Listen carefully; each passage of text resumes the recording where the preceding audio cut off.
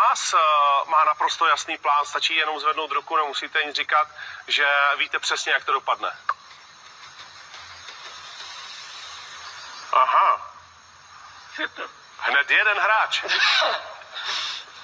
Možná se strašně mýlim a tohle mi zachraňuje tady můj zadek dneska. Nevím, těžko, jo.